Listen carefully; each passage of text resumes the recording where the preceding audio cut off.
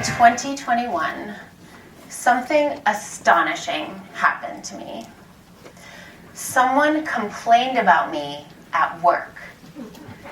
Me, the kindest, most sensitive, easiest person. I knew immediately what this was. He must have a problem with women. I built a whole story. He didn't respect me. He didn't like taking orders from me. And I resisted. I was convinced that I was confronted with a male chauvinist pig whose fragile ego and male privilege were fueling a fictitious injustice against me. So I prayed. I reluctantly swallowed my pride and asked him if he wanted to talk about it. He said yes. As we talked, he described a moment when I had given him feedback in front of other people instead of privately. He said he felt humiliated and that it seemed intentional, and that the people watching felt shocked. My jaw dropped and my heart sank because in that instant, I saw it. I was so certain that he was dehumanizing me, but I was dehumanizing him, treating him like he had no feelings, acting on who I thought he was instead of who he actually was. And maybe my judgment and mistrust wasn't as carefully cloaked as I had thought. And in that instant, my certainty collapsed. I love being right. Love it! But I love being wrong more. Because being wrong did something that being right never could. It gave me freedom from the story of oppression. It made repair possible, which made safety possible. And it restored my access to humanity, his and mine. What I realized is that I hadn't been standing for truth. I had been standing for being right. And those are not the same thing. And in a world that's more addicted than ever to certainty, outrage, being right, cancel culture abounds. And because of social media, disinformation spreads like wildfire. What can we ever be certain about? And we wonder why we have a loneliness epidemic.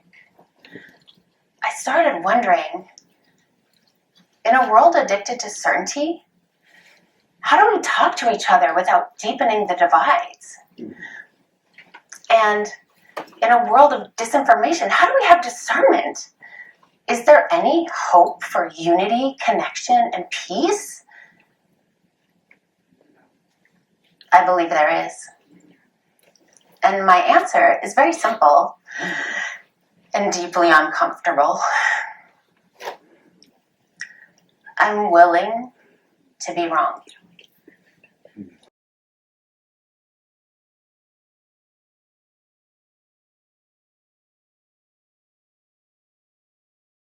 In 2026, we have access to more information than at any other point in human history, and we can disseminate it at an alarming rate with very few barriers to entry and very little screening for truth, validity, or value. Many of us live in social echo chambers reinforced by the algorithm that construct a story. A story that gives us a sense of control in a world that seems to be spinning more and more out of control. An extreme example of this is conspiracy theory. Conspiracies assign enormous power, wrongness, and malintent to other people. They rely on black and white thinking, which is a survival state that bypasses curiosity and requires no real relationship. Conspiracies confirm themselves by virtue of circular, impenetrable vortexes of blame and mistrust. It maps perfectly onto the drama triangle. Anyone familiar with this? Yes. It's victim mentality on, here's what's so seductive about it. Being a victim feels like being right all the time. And being right feels amazing. There's a reason for that. When confirmation bias kicks in, the brain releases dopamine. Dopamine is a drug. And it's what we addicts use drugs, behaviors to access to get a hit. In case you didn't already guess, I am an addict in recovery. In the big book of Alcoholics Anonymous, there is a quote on the very first page, and it says, "There is a principle which is bar against all information, which is proof against all arguments, and which cannot fail to keep a man in everlasting ignorance. That principle is contempt prior to investigation." That's certainty protecting itself. Now, we all do this a little bit, and we come by this honestly. When we feel threatened, the brain goes into survival mode. It naturally goes black and white, right and wrong, fight, flight, freeze. That's not a moral failure, it's biology. When you're being chased by a tiger or trying not to drown, you need laser focus and fast decisions. Sometimes it is absolutely necessary. But survival mode blocks access to curiosity, to critical thinking, and connection. Dr. Joe Dispenza says, survival is no time to create. And he's right. But so many of us are discovering that our nervous systems have been running on high alert for years. We're in survival mode so constantly that it feels normal. And if we want connection, something has to change. Marshall Rosenberg teaches us that empathy means tuning into universal human needs and feelings. And Dr. Gabor Mate talks about two essential needs that can come into conflict when we're children. The need for authentic self-expression and the need for belonging. He says that when belonging is threatened, children will abandon authentic self-expression every time. And this pattern doesn't disappear when we grow up. Conflict doesn't happen at the level of need. It happens at the level of strategy. Being right is one of the most common strategies we use to try to meet our need for connection and belonging. I call this equanimity. This is where I matter and you matter. This is where I have something to say and something to learn. A balance between humility and dignity.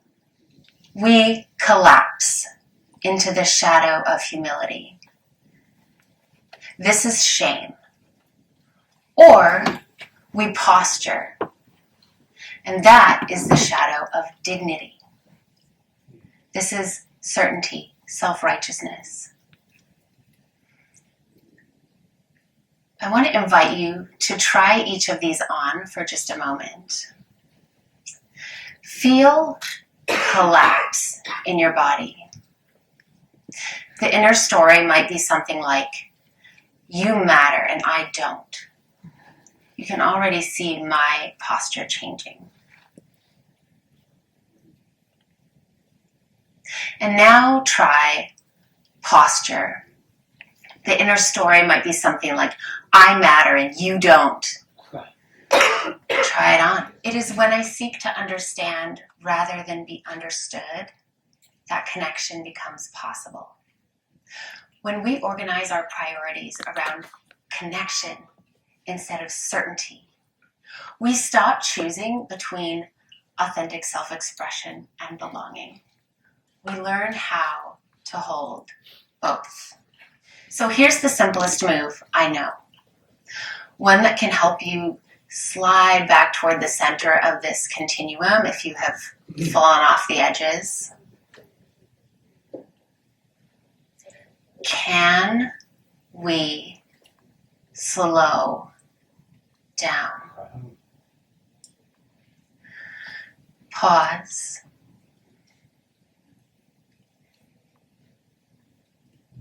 Breathe.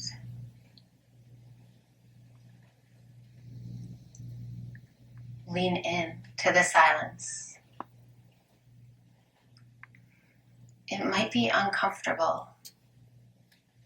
Good. The unknown is uncomfortable. And that is where the magic happens.